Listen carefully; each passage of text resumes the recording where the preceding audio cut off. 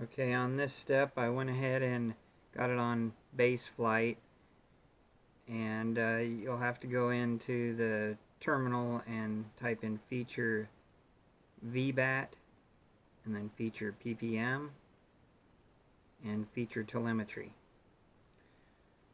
And I got it zoomed in here for a minute, and you'll see this is where your battery hooks up. So you have to hook up battery voltage into these two ports. And then your next one over is your buzzer. And then you can see the solder point right there. You put the one wire from the XSR, the smart port wire, in there, and it seems to be working. Yeah, I'll have to do some setup on the Taranis, which I will show you in the next clip. And let's see, what else did we have to do. This is motors 1, 2, 3, and 4. And here's the buzzer. And I probably will eventually take it to clean flight. I know base flight's like so long ago. But I wanted to go ahead and fly this board with the stock setup and see what it, what it does. And I can save that and then go to clean flight, and I'll do a video on that eventually. So anyway, the reason I stopped at this point is because it's time to start mounting the FPV equipment. And so I wanted to talk about it for a second. I went ahead and just soldered the wires off the 5.8 gig. You can see it in there. Soldered it directly to the camera and ran it up through the bottom. There's a hole in the bottom he made.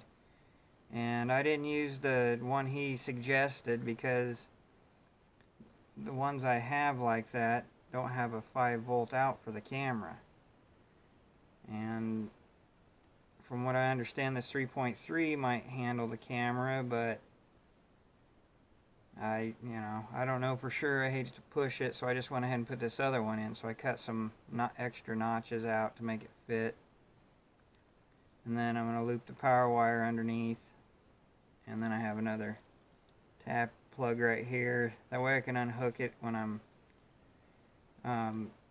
putting it on clean flight or base flight or whatever. And your camera equipment's not getting all hot. And I went ahead and put one on the battery, which I don't know that that's necessary. I just wanted to be able to disconnect it in case I needed to for any reason.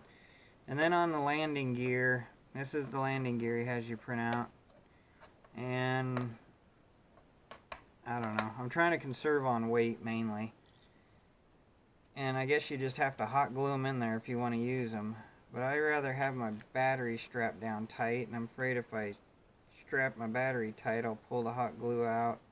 I don't know. Might be fine. But anyway, I'm going to go with this, and so I put some zip ties on there for now, and I'd like to put some feet out on the ends probably is what I'm going to eventually do, or a set of skids off a helicopter would be sweet.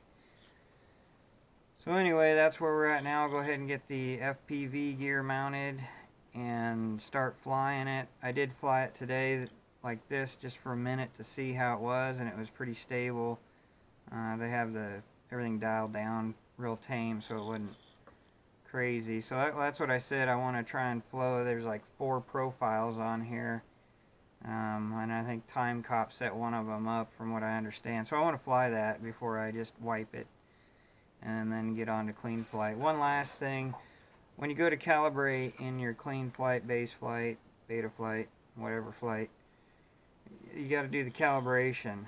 And so this is how I do it. Maybe it's a little overboard, but I have this plate and I like setting it on there on the control board, and I use this level.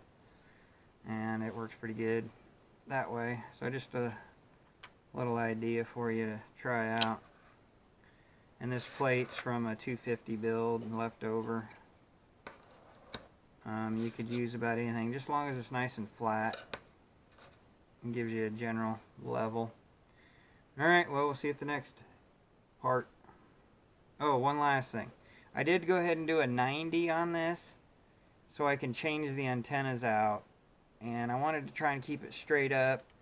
And it looks like I'm going to clear. I didn't really check that yet, but and that way I can change it out if I want to do a whip or if I want to do the old air screw here. See you soon. 7, 6, 5, 4, 3, 2, 1. You'll never have the sacred stone. Oh, this you crazy mother.